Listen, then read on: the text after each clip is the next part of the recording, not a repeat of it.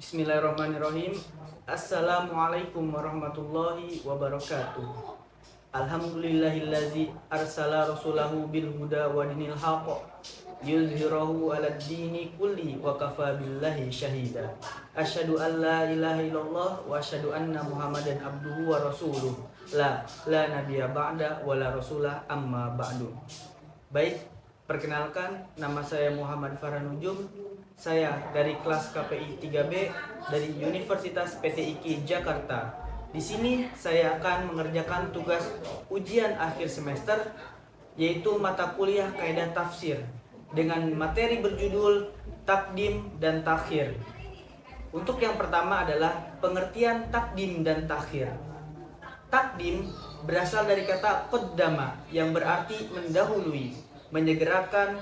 Kemudian kata qaddama mengalami perubahan wazan dengan menambahkan satu huruf pada ain fiilnya, infix, dengan cara mentasdidkan sehingga mengalami transformasi makna dari mana mendahului atau menyegerakan menjadi mendahulukan, mendatangkan, memilih atau lebih menyukai. Terus kemudian pengertian dari takhir.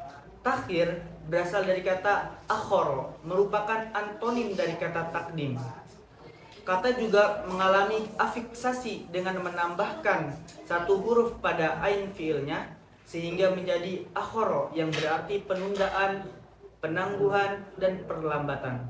Maka kata takdim dan takhir keduanya adalah berasal dari kata kerja yang dibendakan atau bisa disebut masdar.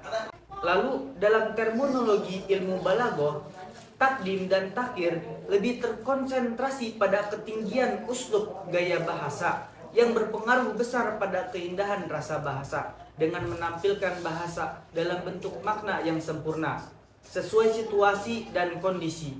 Olehnya, itu ia merupakan seni bahasa yang paling unggul dalam menyingkap perasaan jiwa dan mengukur kedalamannya.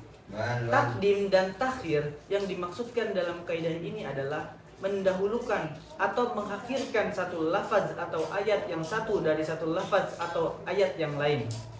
Posisinya yang asli atau sesudahnya untuk memperlihatkan kekhususan, keutamaan, dan urgensi dari lafaz tersebut. Lalu fungsi takdim dan takhir. Fungsinya adalah yang pertama, menghindari kesalahan pemahaman. Yang kedua, memberi makna pengkhususan. Yang ketiga, menunjukkan betapa pentingnya yang didahulukan. Yang keempat, penekanan. Yang kelima, mengundang rasa takut. Yang keenam, keindahan nada susunannya. Untuk penjelasan yang pertama, menghindari dari kesalahpahaman. Langsung saja contohnya, waqala rajulun mu'minun min ali fir'auna yaktumu imanahu, yang artinya berkata seorang mukmin dari keluarga Fir'aun yang menyembunyikan imannya. Quran Surat Ghafir ayat 28. Seandainya kalimat ali Fir'aun atau artinya keluarga Fir'aun diletakkan sebelum yaktumu imanahu, menyembunyikan iman, mana mungkin ada orang yang memahami ayat itu dalam arti yang bersangkutan, menyembunyikan imannya dari keluarga Fir'aun saja. Sedangkan apa yang dimaksud di sini adalah menyembunyikan dari siapapun. Dan yang kedua adalah memberi makna pengkhususan, seperti iyyaka na'budu wa iyyaka nasta'in.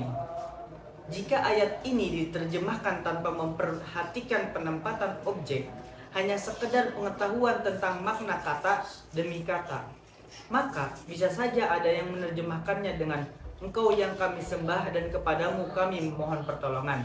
Tetapi yang menyadari sebab didahulukannya objek pada ayat itu sebagai mengandung makna pengkhususan, maka dia akan menerjemahkannya dengan hanya kepadamu kami beribadah dan hanya kepadamu kami memohon pertolongan, yakni kepada selain engkau ya Allah. Yang ketiga, menunjukkan betapa pentingnya yang didahulukan. Contohnya, qala aghairallahi abghikum ilaha wa huwa faddalakum 'alal alamin. Seperti ucapan Nabi Musa alaihi salam yang direkam Al-Quran ketika menghadapi kaumnya yang meminta agar dibuatkan pula berhala untuk disembah sebagai Tuhan.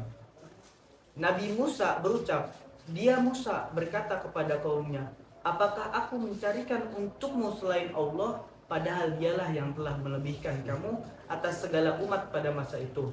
Quran Surat Al-A'raf ayat 140. Yang keempat yaitu penekanan. Contohnya yaitu dalam Quran Surat Al-Maidah ayat 116 yang berbunyi, "A'anta qulta linnasi ittakhiduni wa ummiya ilahaini min dunillah." Yang bermaksud penekan tentang siapa pelakunya. Apakah engkau mengatakan kepada orang-orang, jadikanlah aku dan ibuku sebagai dua Tuhan selain Allah. Yang kelima yaitu mengundang rasa takut. Contohnya, wa idzal jahimu su'irat. Artinya, dan apabila neraka jahanam dinyalakan. Atau sebaliknya, untuk mengundang kerinduan seperti lanjutan ayat di atas. Wa idzal jannatu uzlifat. Dan apabila surga didekatkan. Quran Surat At-Takwir ayat 13. Baik, selanjutnya adalah nomor 6 yaitu keindahan nada susunannya. Contohnya adalah dalam Quran Surat Al-Haqqah ayat 30-32 yang berbunyi, "Khuduhu fagullu summal jahimu sallu summa fi silsilatin dar'uha sab'una zira'an faslukuh." Allah Subhanahu wa taala berfirman, "Tangkap dia, lalu belunggu tangannya ke lehernya. Kemudian masukkan dia ke dalam neraka jahim. Kemudian belit dia dengan rantai yang panjangnya 70 hasta." Quran Surat Al-Haqqah ayat 30-32. Selanjutnya adalah kesimpulan yang saya terangkan dari takdim dan takhir adalah takdim dan takhir adalah salah satu dari sekian banyak cara untuk memahami isi dan rahasia kandungan Al-Quran. Dan apabila dilihat dari definisinya, takdim dan takhir itu merupakan kaidah dasar ilmu bahasa sebagaimana dipahami dalam pandangan ulama nahwu, ulama balaghah, serta ulama lainnya. Menurut ulama nahwu, sebagaimana diungkap oleh Mustafa Al-Ghulaini, bahwa takdim dan takhir adalah mendahulukan kedudukan mubtada sebagai muhkam alaih subjek dan mengakhirkan khobar sebagai muhkam bih predikat. Dan kedua bentuk tersebut terkadang didahulukan atau diakhirkan sesuai kehendak pembicara. Sedangkan menurut yang lain seperti ulama balaghah dan tafsir misalnya Az-Zakarsi, bahwa takdim dan takhir merupakan gaya bahasa uslub balaghah yang lebih mementingkan pemakaian kata-kata atau kalimat sehingga menjadi susunan kalimat yang indah dan menarik. Baiklah, mungkin itu saja yang bisa saya sampaikan, bisa saya terangkan dalam materi takdim dan takhir. Semoga bisa dipahami dan dimengerti oleh kalian semua.